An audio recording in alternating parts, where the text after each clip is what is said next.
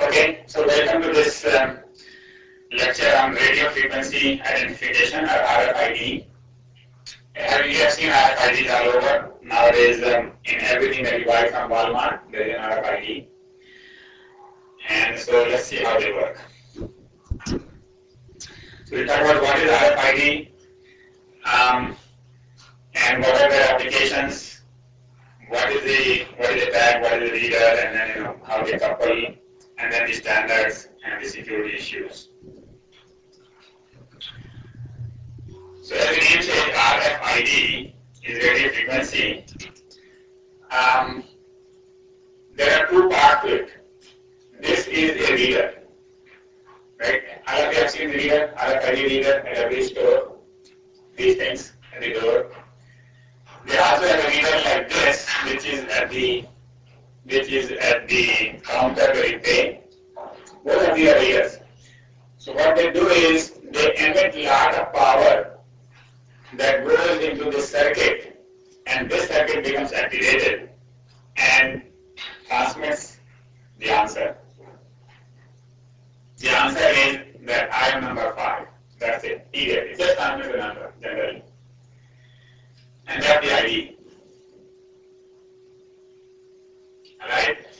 And prior to this, what was it that we used to have before we had the RFIDs? To identify objects, to identify anything that we buy? Barcode. Exactly. So this is a replacement for barcode. And barcode can read the price, it can give the ID, but this one is better. You know why? Because there's something that you can do with this, you could not do with barcode. Like going through these things at the door. You see, barcode cannot detect thieves. Right? Because that only works on line of sight. Barcode can be only if you are, basically, this works on the light, right? This works on the radio, so it can detect even without inside. So it competes with barcode, competes with magnetic stripes, which is on your credit card.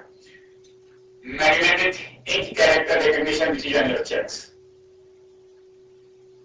Right? Nowadays, the checks don't have that either, but if you have an old check, it has a magnetic ink on the bottom where your check number is, and so it used to be read by that magnetic ink. They would know which check number and all that is there, and actually they used to type the amount also manually by the magnetic ink. Now we have OCRs, so we don't need magnetic ink. But anyway, so that is fundamental. So where it is used? Well, first they started using to identify the aircraft. That's how the technology was developed. That the aircraft were too far away, we couldn't use barcode, so they just sent a radio signal, and the RFID said, yeah, I'm number 5. And then that number 5 means as British,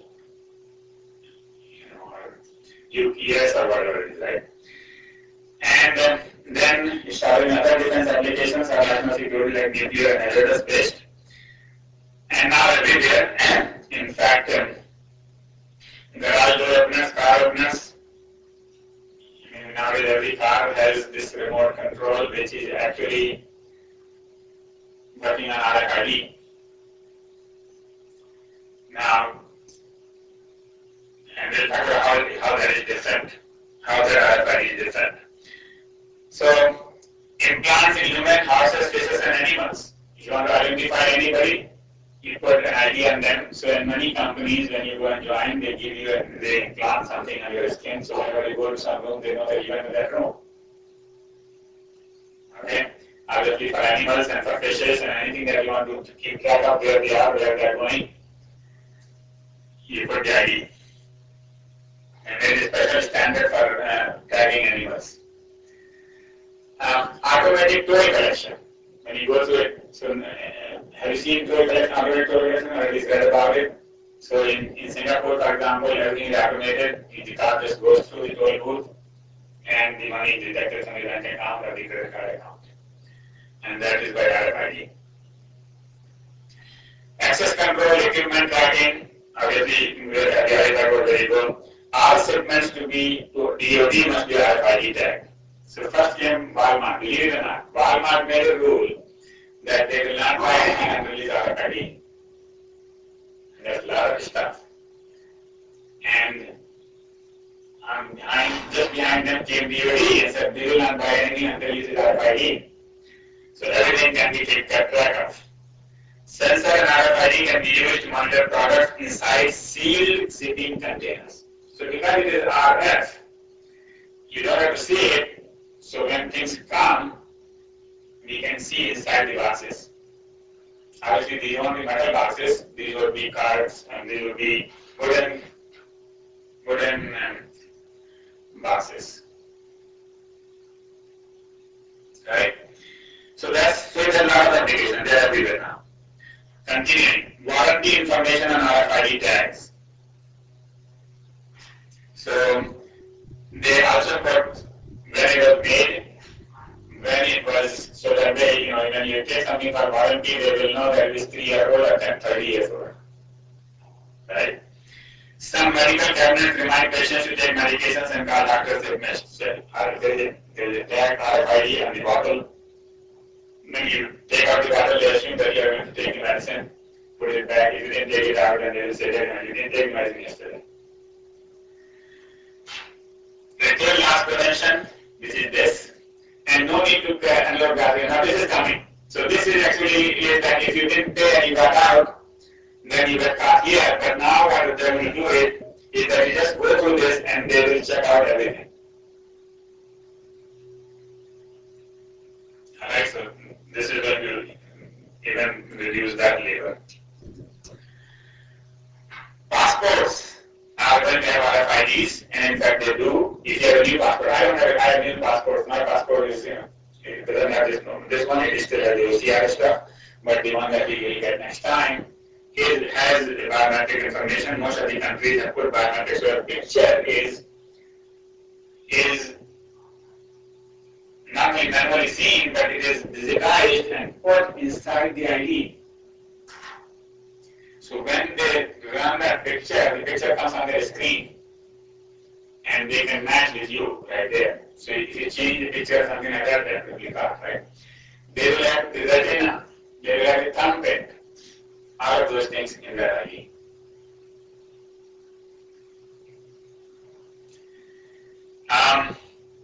So the International Civil Aviation Organization, this is the organization which is like ISO, but just for the airline industry. They have a standard for this kind of stuff, biometric RFID. And so basically the passports have a built-in certificate and it's very difficult to forge. And now the question is, if somebody got your passport, what can they do with it? Can they read it? So then they made a rule that you cannot read a passport until somebody tells you their PIN. So when you give the passport officer and you say my PIN is 0123, they will punch in that number and now they can decode the information.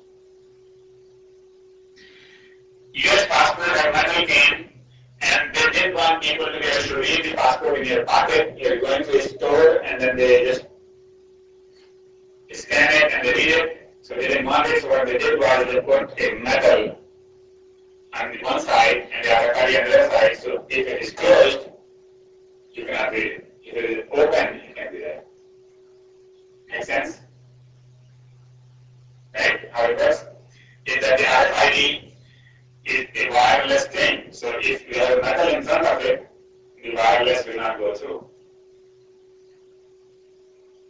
Right? If it is open, then it goes straight onto the RFID and it can be there. All of this, by the way, is described very well in our Wikipedia, so read all that.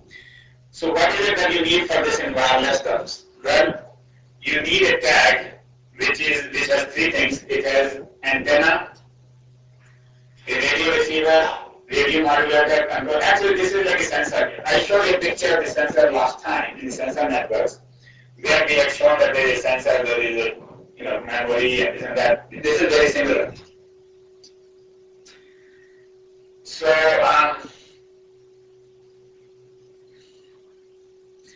So there is an antenna, there is a radio receiver, radio modulator, but there is no, and a power system. So actually as a report, and an optional power system. Power system may be there or may not be there. And that actually distinguishes the tags. If there is no power system, then that is called a passive tag.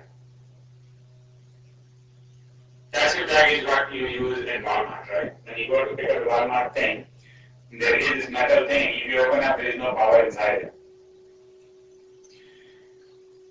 That is passive.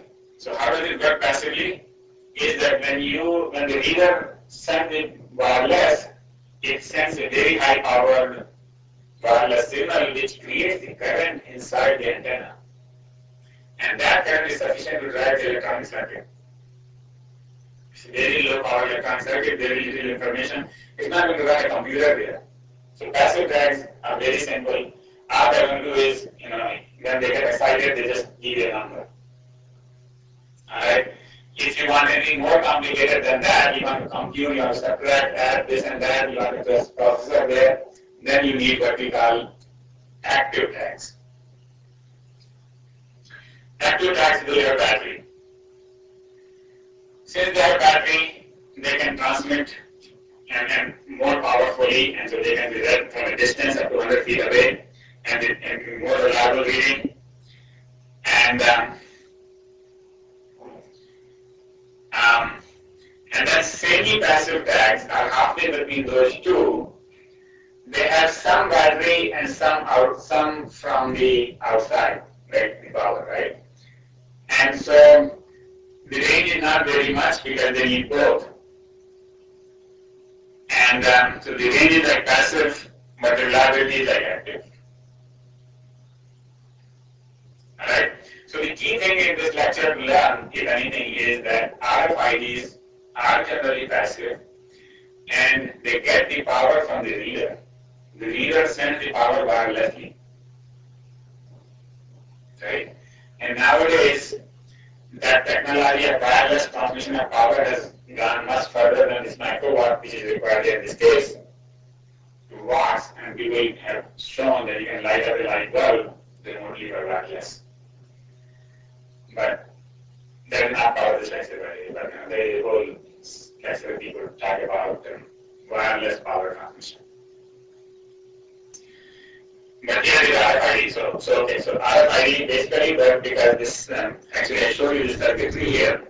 Most of the circuit is here, actually some of the circuit here is to get that power. And so it's more like a coil.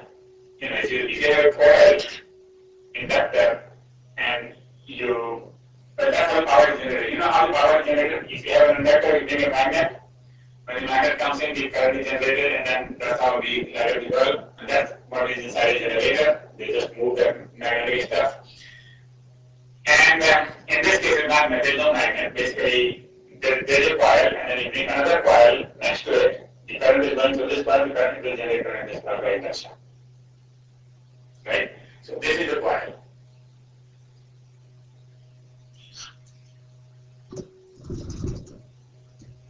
Alright, so how big these things have to be? Well, they are very smaller, and the record is held by Hitachi, which is 0.4 millimeter on a side. So just 0.4 millimeter, you know how small is a millimeter, like a nail. 0.4 millimeter on a side. So that can be embedded in paper documents and can be read within a few centimeters. So it is as thick as a paper. Veritas makes tags the size of a grain of rice, and that is designed for implantation to identify the patients. Semi-passive RFIDs are used in easy toll collection. Now, somehow those toll collection devices are too big. They look like a paper bag book compared to these grains, rice or grain. And they have big battery inside them. And actually, the remote control that we have for the car, can you guess what kind of RFIDs these might be using? Active, passive, or semi-active? These are active. There is battery here and there is battery there. Both sides there is battery. And, alright, security. So most of the tags are promiscuous, means that anybody can read it. You just buy a reader from any place, from market, maybe even from Walmart, and then you put it on a device, you can read it. You can put it on a clothing piece or whatever the RFID is, and you can read it. So it's not very secure if you have some private information such as, passport was one example, but credit cards, they will put those in credit cards, so credit card numbers and things like that, right? So you need a secure tag, you need authentication, and all that stuff. Actually, we have a whole slide on security later on. So basically, so far the information is concerned is very simple. It's just a 96-bit number. So it's not number 5. It's a 96-bit number, which is basically put into the read-only memory, so that nobody can overwrite it.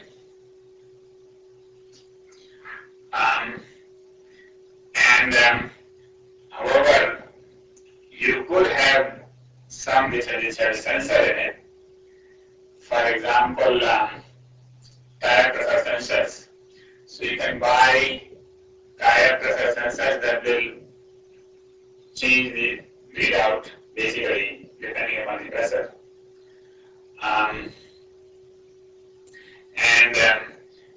Possibly you can send it to the central control logic when queried, so that it shows up on your screen that tire pressure low.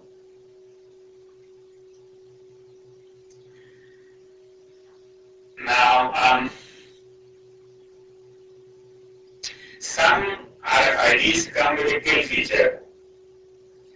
So this is part of the design, and in that design, whenever a special code is received, the chip just dies. And that will not respond.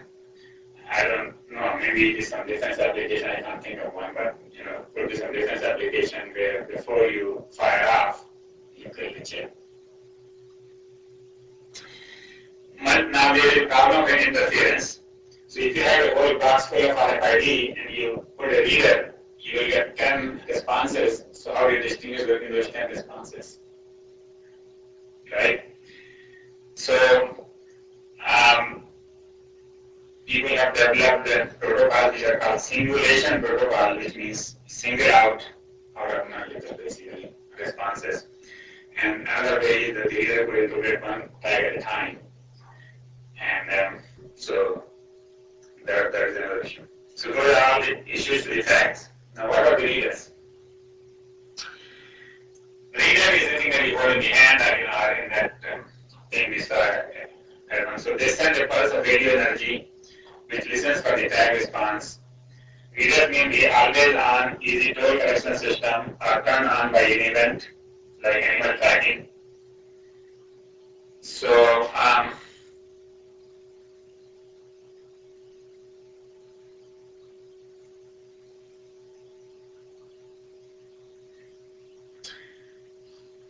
the way I think it works in animal tracking is that when the animal moves, because of the movement or the pressure or something else senses the presence of the animal and turns on the reader. And then the reader can read the tag, which is generally in the animal's ear, to see which animal number is going through here. You see? Whereas the toll collection moves, since the cars are coming continuously, they leave it on all the time. And similarly at the doors of the stores, they leave it on all the time. Now, readers don't have to be very big, and so your next cell phone will have a reader, RFID reader.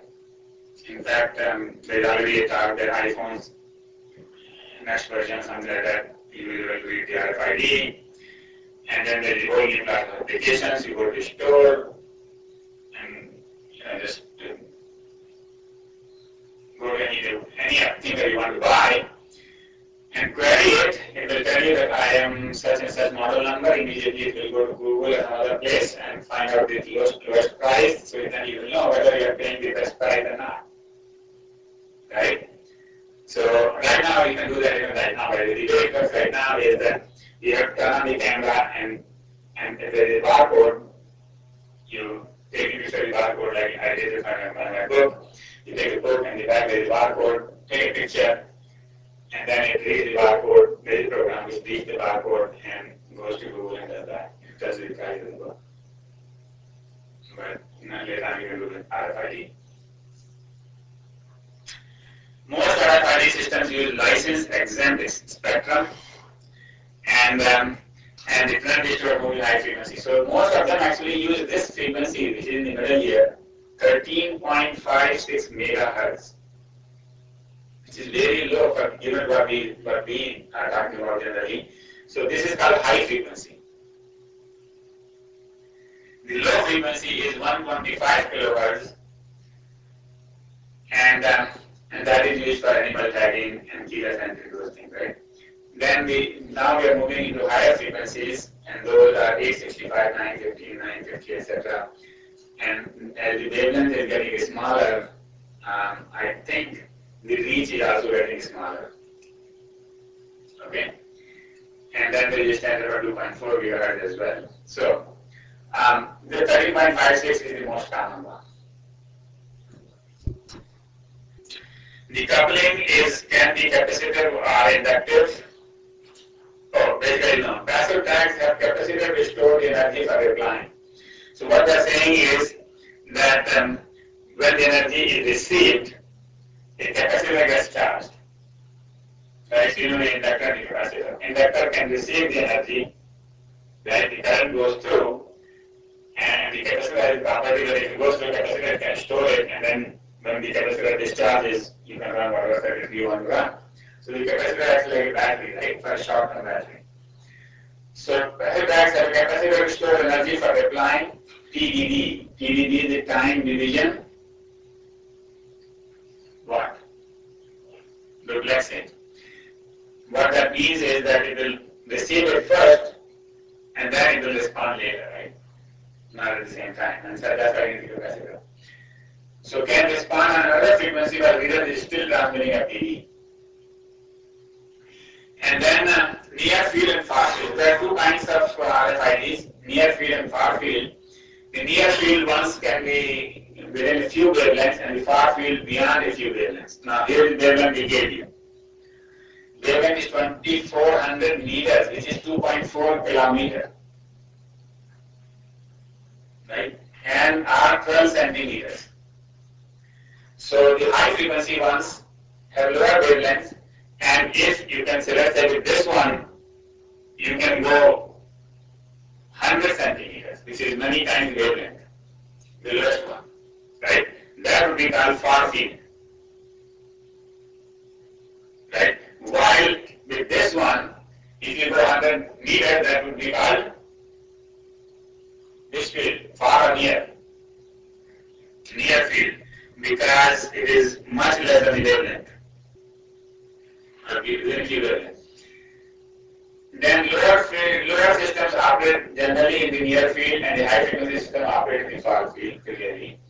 And then the inductive coupling, basically both antennas are coils like transformers, and they send a AM, FM or phase modulated. AM is amplitude modulated, FM is frequency modulated, PM is phase modulated wave. And the tag responds by varying its load on the reader. So, I think that simply means that they respond by one of these three again, AM, FM, and PM.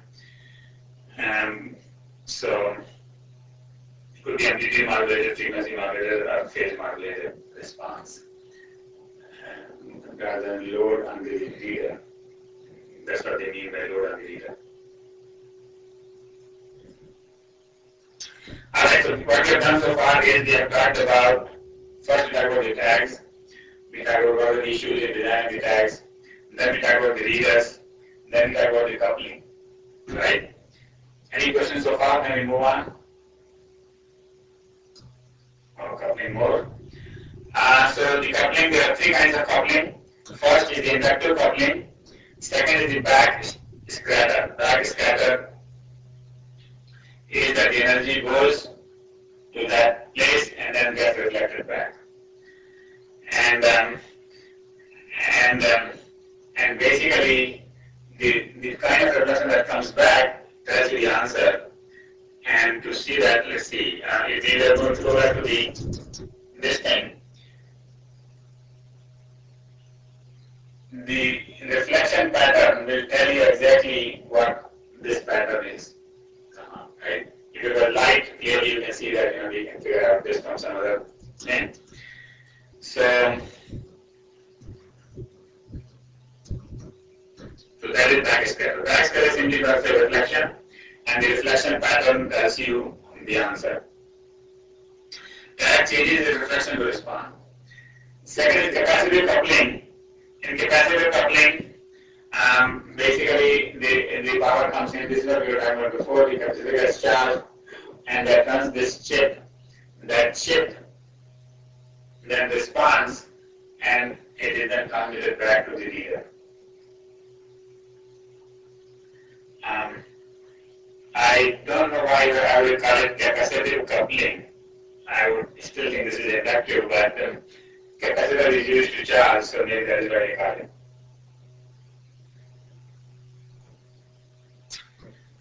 Alright, so RFID range. It depends on the transmitted power. So now, two readers. The reader which is at the counter where you pay, and there is a reader at the door. Which one has more power? At the door, right? Because it can read from a distance. And but how do you hide the power? How do you make it ineffective? Is very well known. Is that it cannot go to the metal. Right? I won't try this. But basically, it cannot go through the aluminum foil. You take anything, put it in the aluminum foil, and hopefully it will not be red. Alright? So that's what I've shown you this guy with the hat. Inside the hat, there is some object that he is stealing. Right? I mean, you don't have to use the hat, you could just use the pocket. But the idea is this is how metal objects, aluminum foil, water, salt water, etc., can make it ineffective to be read. Okay? The standards. So many organizations are working on the standards. I have just put a list here. I don't think you need to remember the list, but some of these actually somehow remember all the time. EPC Global is kind of very famous, and we know that they are in this business of product code, and they do these RFID. There are ISO standards, and multiple ISO standards.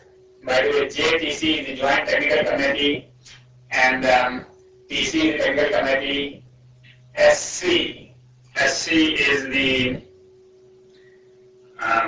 what committee? SC is sorry, I forgot.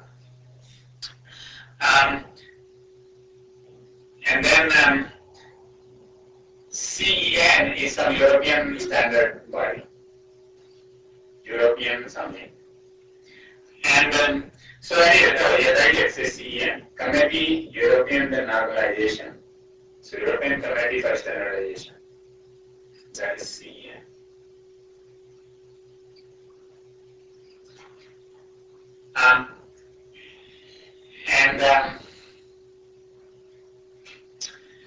Anyway, I mean, right now we just have the numbers here because they're not going to really talk about those standards. Most of these standards actually set as to how, there are many standards. First, the information coding, how the numbers are coded.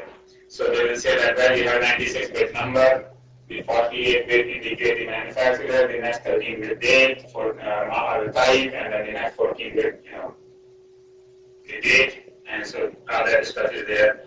And then some of them might be about the reader and the coupling, so that when somebody makes a reader, the tags will work with all readers. The list continues. The passportable gas cylinder, operational requirements, Transport Information and Control Systems, National Standards Institute, NC, SC, ERO, Postal Union, everybody has it actually. Okay. Security issues. One of the clear security thing is that anybody can read it. So if you were, for example, if you were buying something and you came out of the store, somebody could figure out what you bought if they had an RFID reader. Right?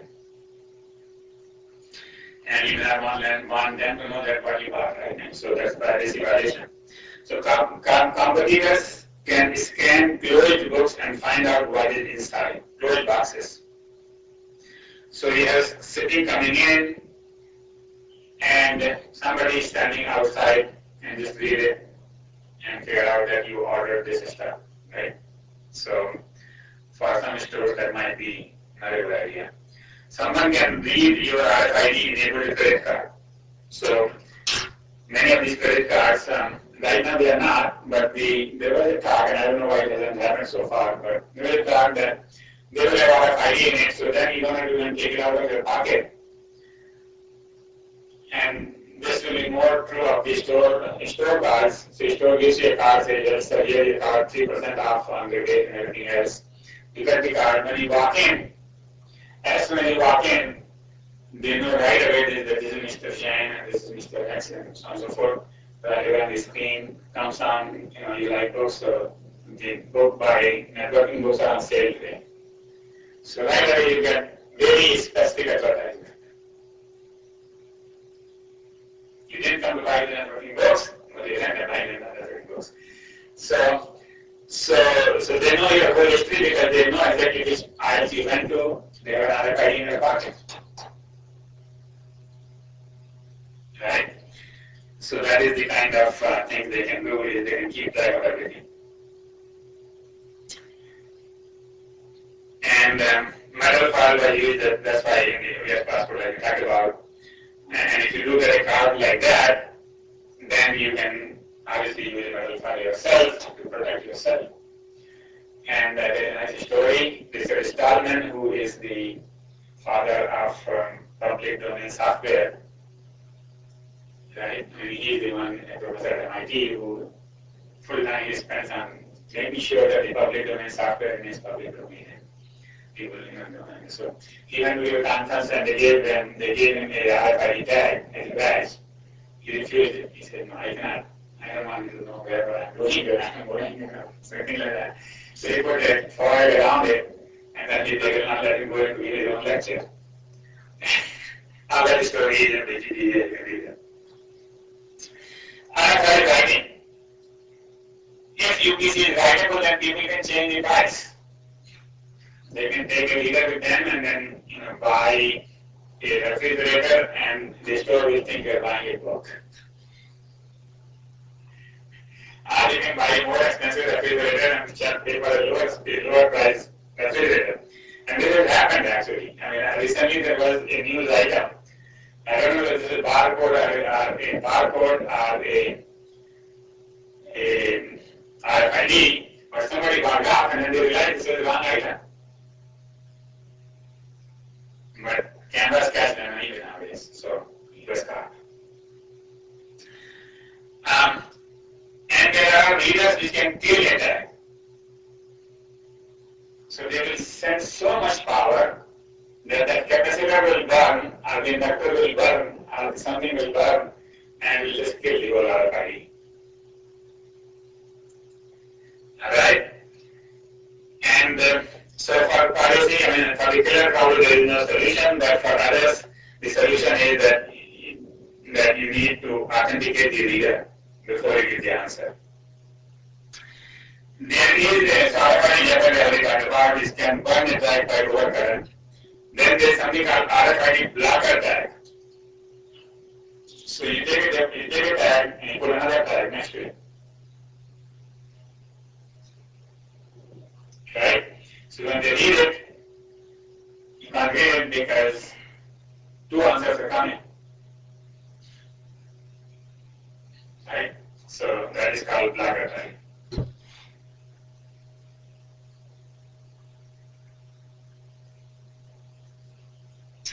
I'm just wondering, what is this RSA about? You know, RSA is, what is RSA? So this is the best, and then, so this is the security professors on MIT and other places, right? So these are the people who basically make billions out of the security business. And they have a company called RSA. So they must have done some security stuff, and this is RSA blocker in the sense that the simplest way to get over that security is to put another tag, and then you can steal or whatever you want to do with it. Alright, RSA blocker tag. So privacy. So what can you do to prevent others from reading your RFID after you purchase the item? So alright, Walmart has the right to put RFID on the items that it is selling, but you have the right for other people not to figure out that what you bought, right? So you can kill the tag, or you can put the tag to sleep. Use reusable tags. So for example, the library authentication are reusable. You know why? Because when they check it out, the tag becomes active.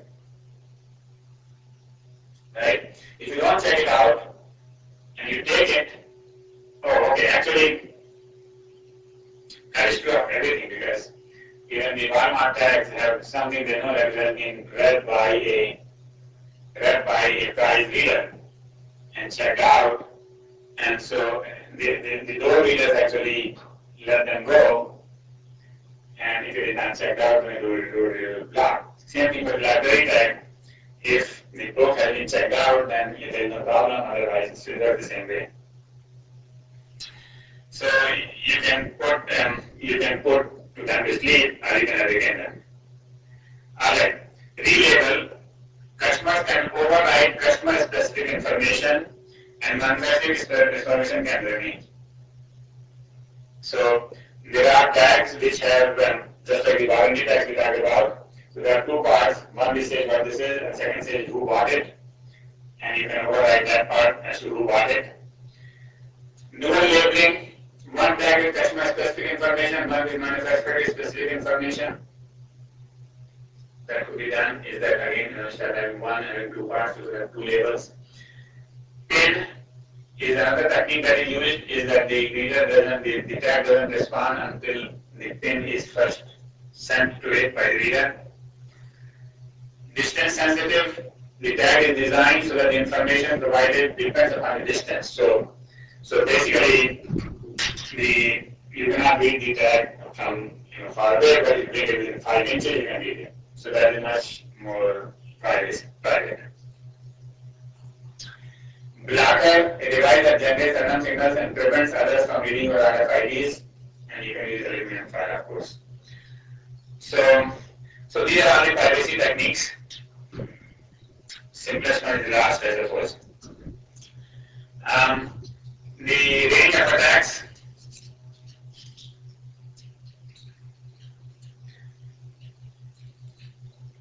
Nominal reading range is the standard power reader. You can have more power reader for low reading range. So suppose you want to hack something and you want to find out what people are buying or selling, then you can have a very powerful reader and then you can read from a distance. And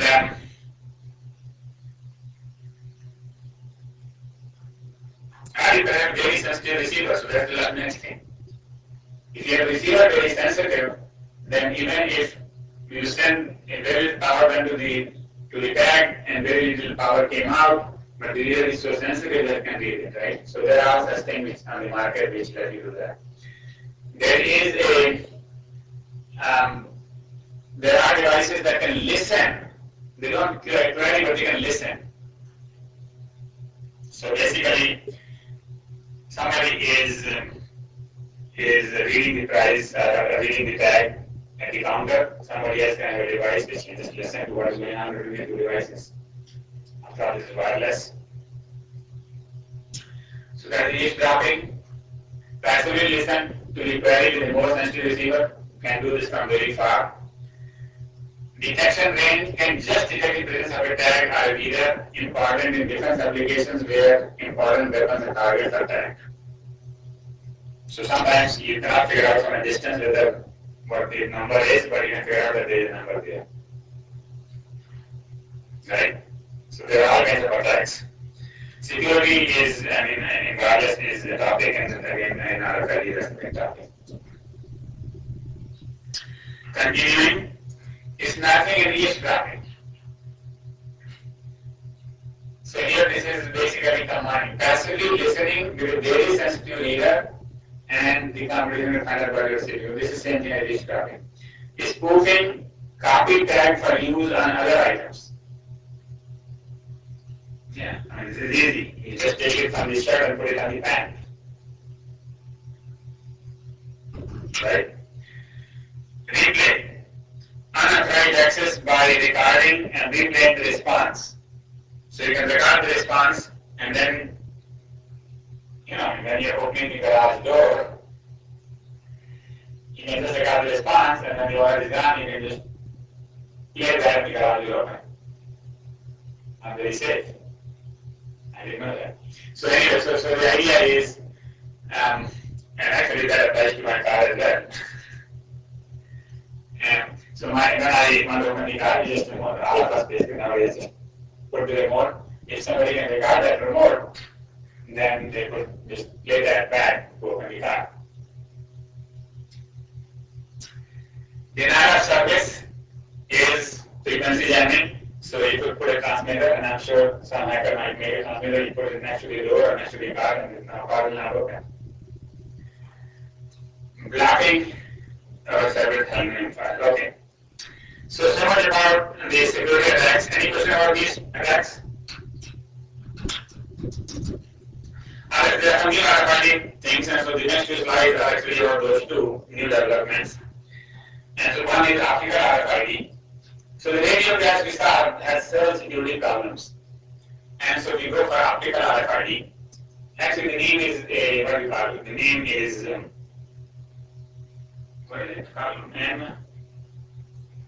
Something is false. It says optical radio frequency ID.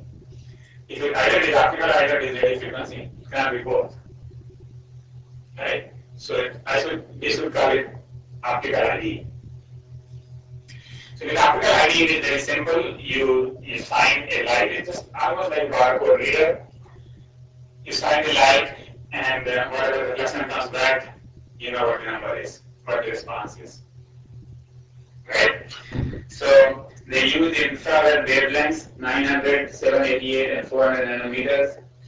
And the reflection comes back, the signal is filtered during reflection, and you can recognize the response. So that is more secure because it is line of sight only. You cannot read it from very far away, and you cannot read it just if it is closed or if it is in your pocket and things like that. And it can also penetrate some solids and liquids. If you want to do some coding inside water or something like that, you want to for fish tagging, then it can read at least to some distance in water and some liquids. Alright, so that is one of the new developments. The next one is NFC, the near field communication, which is actually RFID transceiver, in the sense that transmitter and receiver in one. So you can do both transmit and receive. And this is what we do on any of the wireless. So when you have a computer with wireless Wi-Fi, it can do transmit and receive. It's not just kind of a tag and reader issue here, that one can read and the other can respond. But here, so that is what we do. NFC is when you combine the tag, I should put RFID tag, and RFID reader in a single device, Yeah, let's just do that. Anyway, I will do that later. RFID tag and RFID reader, a single device, that is called NFC.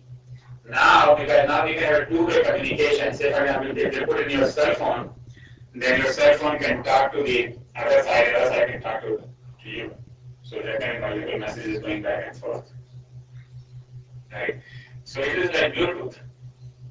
It's not very different from Bluetooth. But two things are that it is for very short distance. Now we have Bluetooth in personal area network. It goes 10 meters.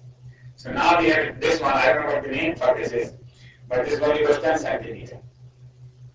Very short distance.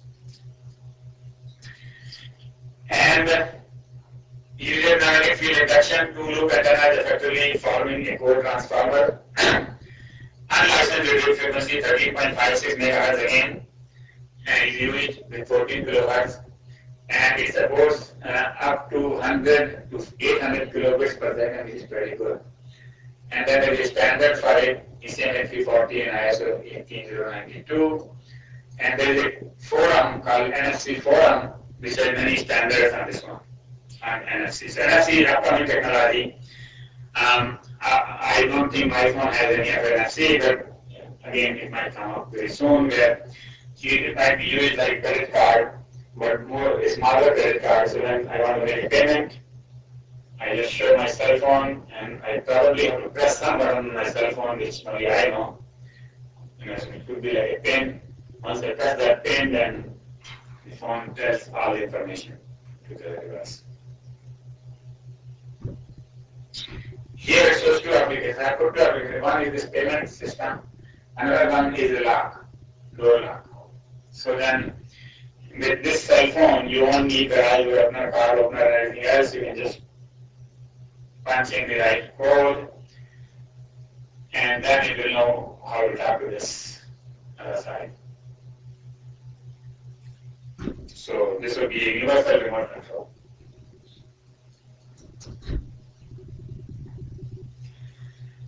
Alright, that brings us to the end of this lecture. The key things that you probably learned new today is that there are three types. There are passive tags, active tags, and semi-passive tags.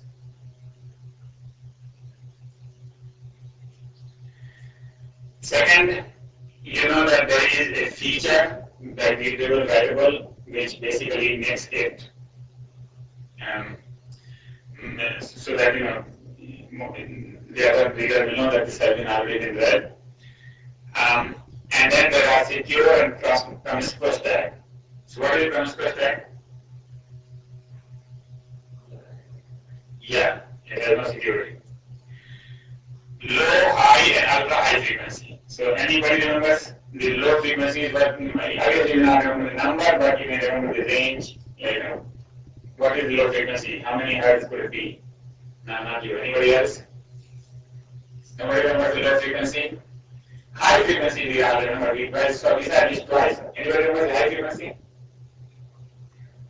Yeah, so please listen carefully because if you can't remember, then it will be difficult. Alright, and ultra high is obviously in hundreds of megahertz, whereas low is in kilohertz. ISM band. What frequency is ISM band? What frequency is ISM band? Loud, loud, I can hear it, right? I don't know. Yeah, very good. Because the thing is, if you don't remember that, then I would feel very bad because we have used that 2.4 gigahertz all the way through, everywhere from Bluetooth to Wi-Fi to everywhere.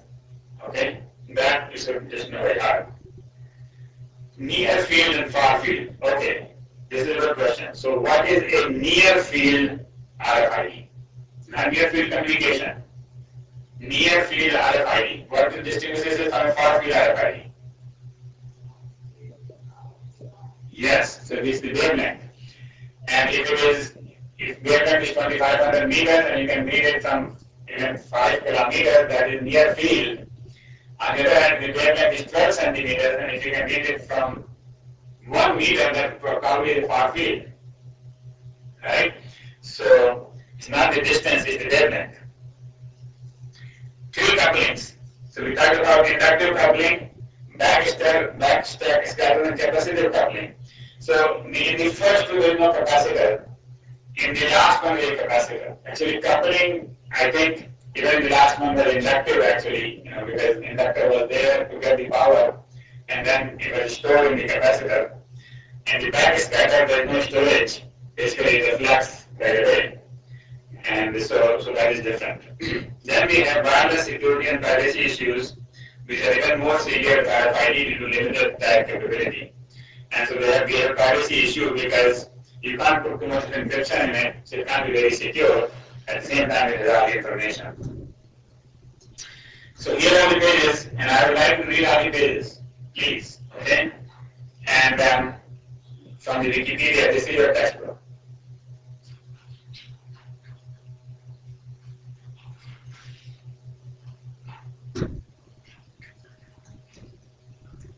Okay. Then there are real books. We have a page. Actually, I think we have covered